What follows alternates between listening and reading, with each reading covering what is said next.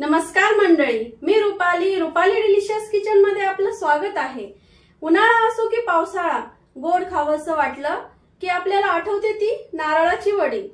तर आज आपण ओल्या नारळाच्या वडीची रेसिपी बघणार आहोत। तर चला मग। एक वाटी इथं मोठी वाटी बघू शकता ओला नारळ घेतलेला आहे। त्याची काळी पाट असते ना मागची, ती खरवडून घ्यायची आहे। त्याची निम्मी साखर घ्यायची आहे।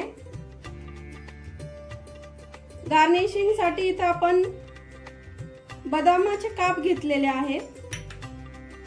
ओल्या नारळाच्या वडीचे जेव्हा मिश्रण तयार होईल, हे त्यासाठी हे ताट घेतलेलं आहे। त्यावर आपण थोडंसं आधीच तूप पसरून घेऊया, जेणेकरून नंतर गडबड होणार नाही। आणि हे ताटाला ग्रीस करून आपल्याला ताट हे बाजूला ठेवून द्यायचं आहे। तुमच्याकडे केक स्टीम करायचं भांड असेल तर तुम्ही त्याच्यामध्येही करू शकता। तर आता आपण हे बाजूला ठेवून देऊया। चला तर मग आता रेसिपीला सुरुवात करूया। आधी आपल्याला हे मिक्सर मधून बारीक करून घ्यायचे आहे ओल्या नारळाचे काप।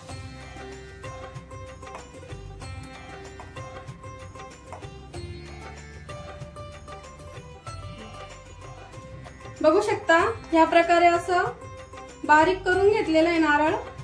जाड ठेवायचं नाही नारळ आपल्याला। इथं नारळाची मागची जी काळी बाजू असते ती खरवडून घ्यायची, जेणेकरून वडी आपली अशी पांढरी शुभ्र दिसते।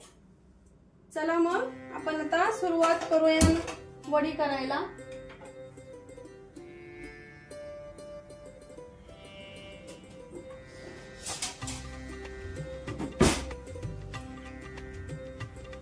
कढई थोडीशी गरम झाली की अर्धा चमचा टाकायचा आहे साजूक तूप।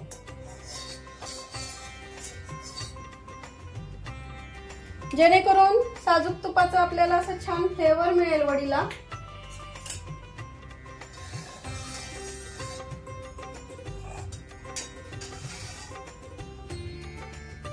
आता खवून घेतलेलं खोबरं टाकूया कढईमध्ये।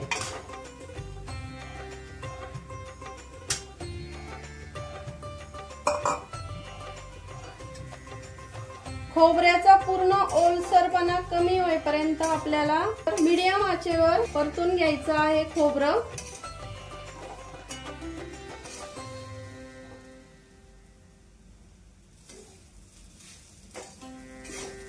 गॅस मीडियमच ठेवायचा आहे।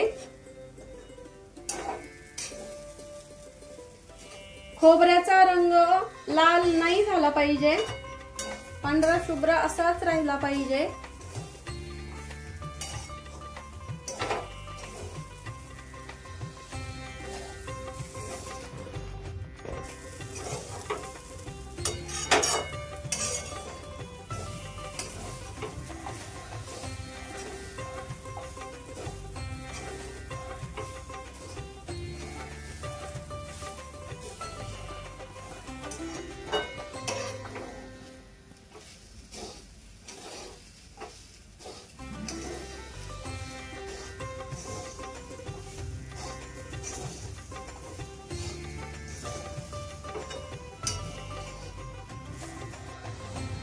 खोबऱ्याचा छान ओलसरपणा कमी झालेला आहे।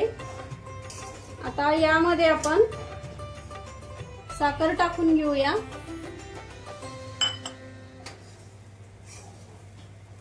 मंद आचेवरच करायचं आहे आपल्याला इथे।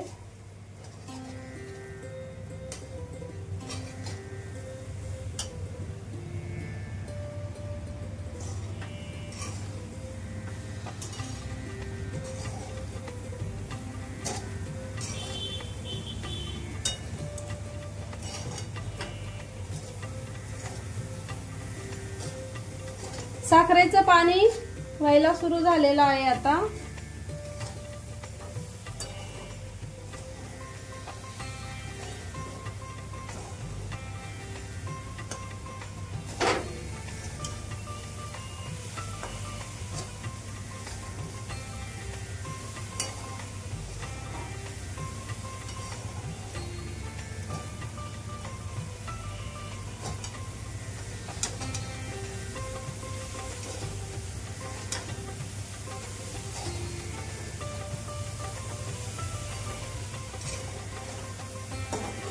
वडी तयार होण्यासाठी 15 ते 20 मिनिटं लागतात।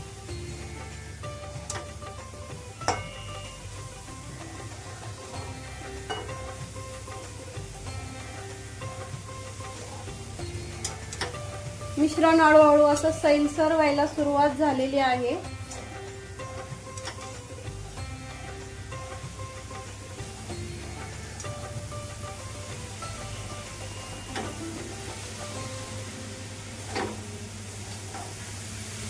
हे मिश्रण आपल्याला सारखं ढवळत राहायला लागतं, नाहीतर खाली करपू शकतं। त्यामुळे तुम्ही सारखं या मिश्रणाला ढवळत राहा।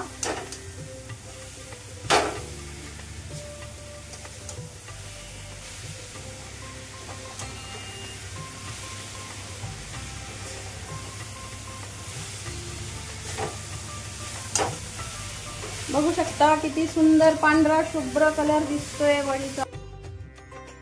मिश्रणाचा आपला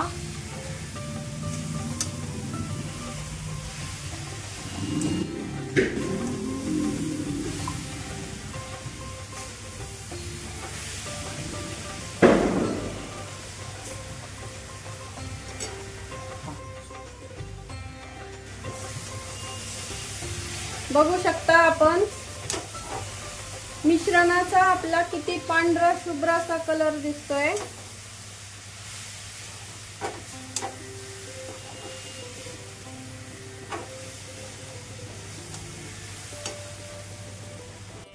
साखरेमुळे मिश्रणाला जे पाणी सुटलं होतं ना, तर ते कमी झालेलं आहे। बघू शकता असं सुक्क सुक्क झालेलं आहे। आता याचा एक गोळा तयार झाला आहे।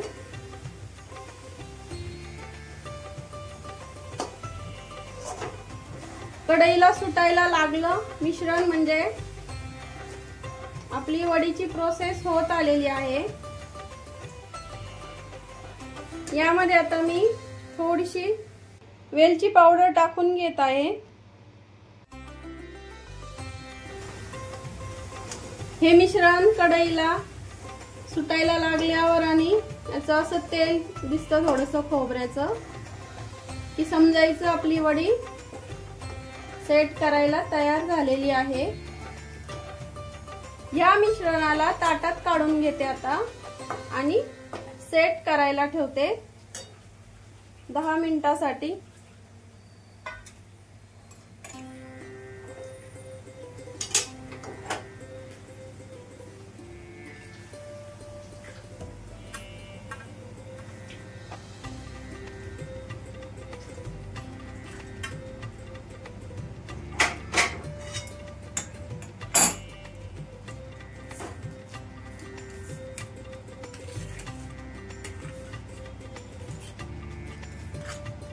बघू शकता असं मी या प्रकारे सेट करून घेतलेला आहे। आता गार्निशिंग साठी आपण हे बदामाचे काप यावर मिश्रण गरम गरम असतानाच टाकून घ्यायचं आहे, म्हणजे यामध्ये ते बरोबर सेट होतात। ऑप्शनल आहे हे, छान दिसावं म्हणून टाकले आहे मी।